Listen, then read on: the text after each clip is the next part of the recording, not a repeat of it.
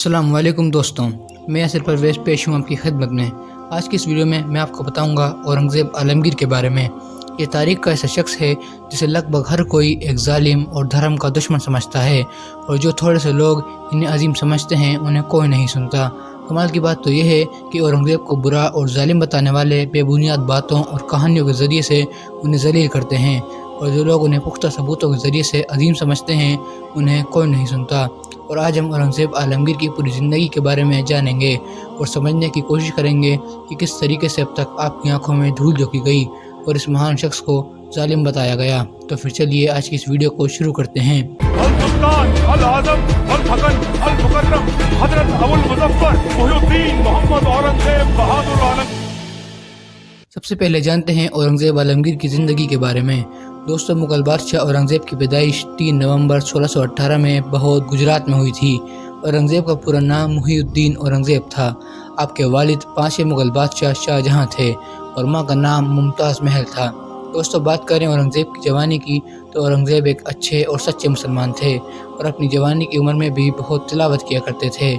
उन्हें इस्लाम से हद से ज़्यादा मोहब्बत थी, बल्कि वो तो अपने मज़हब से इतनी शिद्दत से मोहब्बत करते थे कि हमेशा फ़कीरों वाला खाना खाया करते थे। और जब एक बार शाहजहां ने उन्हें दक्कन के इलाके की ज़िम्मेदारी दी तो उन्होंने कहा कि अगर आप मुझे एक फ़कीर बन जाने को कहते तो मैं ज़्यादा खुश होता। औरंगज़ेब को गरीबों से बहुत मोहब्बत थी। दोस्तों, औरंगज़ेब सूफियों से मिलने जाया करते थे और उनके साथ वक्त भी बिताया करते थे। दोस्तों, औरंगज़ेब जितनी तिलावत करते थे उतने ही बहादुर भी थे। उन्हें अल्लाह के सिवा किसी और का रत्ती भर भी खौफ नहीं था, और इस बात का अंदाज़ा इसी बात से लगाया जा सकता है कि एक बार जब बादशाह के हुक्म से औरंगज़ेब समरकंद को फ़तेह करने के लिए गए तो उन्हें याद आया कि नमाज का वक्त है, और वो जंग के बीच में से ही नमाज अदा करने लगे। एक और वाक़या सामने आता है कि एक बार बादशाह शाहजहां और उनके चारों बेटे हाथियों की लड़ाई देख रहे थे, लेकिन एक हाथी लड़ाई के बीच में से ही अचानक चारों शहजादों की तरफ बढ़ता है और चारों में से 3 शहजादे वहां से भाग जाते हैं, जिनमें से एक दारा शिकोह भी होता है। लेकिन औरंगज़ेब वहीं रुक जाते हैं और अपने हथियार से उस हाथी को मार गिराते हैं। तो दोस्तों, इन सब किस्सों से ये साबित होता है कि औरंगज़ेब एक खामोश और बहादुर दोनों तरह के शख्स थे। लेकिन इन सब के बावजूद बादशाह शाहजहां को औरंगज़ेब की इबद अपने बड़े बेटे दारा शिकोह से ज़्यादा प्यार था। बात करें दारा शिकोह के बारे में तो औरंगज़ेब उसे एक काफिर कहकर बुलाया करता था, क्योंकि उसने अपनी अंगूठी में एक तरफ अल्लाह और दूसरी तरफ प्रभु लिखवा रखा था, जो साफ साफ शिर्क है। और कोई भी भाई ऐसा करेगा तो दूसरे भाई को गुस्सा आएगा ही, क्योंकि न सिर्फ वो शिर्क करता था बल्कि एक शराबी और बेहया किस्म का इंसान था और हर वक्त नशे में रहता था। और ऐसा शख्स एक सल्तनत तो छोड़ो एक घर भी ढंग से नहीं चला सकता था, और ये बात औरंगज़ेब बहुत अच्छी तरह जानते थे। लेकिन अपने बड़े बेटे की मोहब्बत में अंधे हो चुके शाहजहां को ये सब दिखाई नहीं दे रहा था, और हद तो तब हुई कि जब शदीद बीमार पड़ जाने के बाद उन्होंने अपना जानशीन दारा शिकोह को मुकर्रर कर दिया। मतलब कि ये ऐलान कर दिया कि मेरे बाद मुग़ल सल्तनत का अगला हुक्मरान दारा शिकोह होगा। लेकिन औरंगज़ेब को ये हरगिज़ भी कबूल नहीं था, और अब तख्त के लिए चारों भाइयों में 29 मई 1658 में समूगढ़ की जंग शुरू होती है, और इस खतरनाक जंग में औरंगज़ेब को फतह मिलती है। शराब के शौकीन दारा शिकोह को जंग करना नहीं आता था, बल्कि औरंगज़ेब बहुत बेहतरीन जंगजू थे, क्योंकि शाहजहां औरंगज़ेब को हमेशा ही दूर दराज के इलाकों में जंग के लिए भेजते रहते थे ताकि वो दारा शिकोह से दूर रहें। दोस्तों, अब औरंगज़ेब दिल्ली के तख्त पर बैठ जाते हैं और काफिर दारा का सर कलम कर देते हैं और शाहजहां को कैद करवा देते हैं। और दोस्तों, अब मैं आपको जो बात बताने वाला हूँ उसे ध्यान से सुनना। दोस्तों, औरंगज़ेब ने अपने वालिद शाहजहां को कैद इसलिए करवाया था क्योंकि उन्होंने ताजमहल बनवाने में इतने पैसे लगा दिए थे कि आम लोग हद से ज़्यादा परेशान हो गए थे। माना कि आज ताजमहल बहुत ख़ास है, लेकिन अपनी बीवी की याद में उन्होंने आम लोगों का बहुत पैसा खाया था, और उन्होंने एक शराबी को भी अपना जानशीन मुकर्रर कर दिया था। और यही सब बातें शाहजहां की मौत और सज़ा की वजह बन जाती हैं।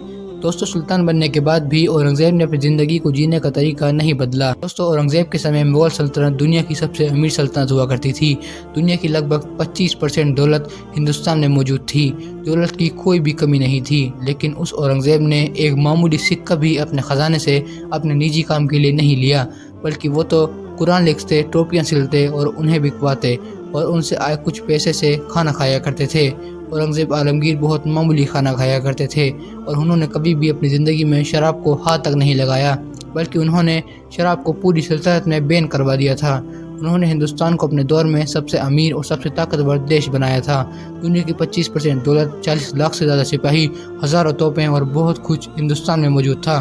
बात करें उस सबसे बड़े इल्ज़ाम के बारे में जो औरंगज़ेब के ऊपर लगाया जाता है, तो वो इल्ज़ाम है कि वो हिंदुओं के दुश्मन थे और उन्होंने बहुत से मंदिर तोड़े। लेकिन इन लोगों को कौन समझाए कि कई सारी पुराने हिंदू राजा जब किसी और हिंदू राजा को हरा दिया करते थे तो उस राजा के द्वारा बनवाए गए सबसे बड़े मंदिर को तुड़वा कर अपना मंदिर बनवा दिया करते थे। आसान शब्दों में बताऊं तो जब कोई सल्तनत की सल्तनत को हरा दिया करती है तो उस सल्तनत के सबसे बड़ी इबादतगाह को तोड़कर अपना इबादतगाह बनवा दिया करती थी। दोस्तों, बात करें एक और इल्ज़ाम की तो वो है फोर्स कन्वर्जेशन, मतलब ज़बरदस्ती धर्म परिवर्तन। लेकिन इस्लाम में तो ज़बरदस्ती धर्म परिवर्तन को साफ साफ गलत बताया गया है और औरंगज़ेब तो पक्के मुसलमान थे, तो ऐसा कैसे कर सकते हैं। लेकिन फिर भी मैं आपको बता दूं, उन्होंने कभी भी फोर्स कन्वर्जेशन नहीं करवाया बल्कि जिज़्या टैक्स को लागू किया था जिससे कि गरीब मौलाना लोगों को अमीर बनाया जा सके। लेकिन कुछ लोग ये कहते हैं कि अपने ही मज़हब को मानने के लिए कैसा टैक्स, तो मैं भी उनसे ये कहना चाहूँगा कि आज के वक्त में आप सरकार से ये क्यों नहीं कहते हमारे ही देश की बिजली का टैक्स हम क्यों दें या फिर हमारे ही देश की ज़मीन का टैक्स क्यों दें। दोस्तों, औरंगज़ेब आलमगीर ने तो कैलाश पर्वत को भी चाइना से वापस लिया था और उन्होंने पंडितों की पेंशन का इंतजाम करवाया था। उन्होंने अहोमों पर हमला करवाया था क्योंकि वो असम में हमला करके लाखों लोगों को मारने वाले थे और उनका सबसे करीबी दोस्त भी एक हिंदू ही था जिसका नाम मिर्ज़ा राजा जय सिंह था। दोस्तों, कुल मिलाकर बात यह है कि जो अक्लमंद होगा वो समझ गया होगा कि औरंगज़ेब एक जालिम नहीं बल्कि एक अजीम सुल्तान थे जिन्होंने अपने दौर में हिंदुस्तान को आसमानों की ऊंचाइयों तक पहुंचा दिया था। लेकिन जो लोग अब भी उनसे बेबुनियाद बातों के ज़रिए से नफरत करते हैं तो मैं उनसे कहना चाहूँगा कि सूरज कितना ही तेज़ चमक ले जलाने को छोटा सा दरख्त ही काफ़ी है अपने साए तले छुपाने को। अस्सलाम वालेकुम।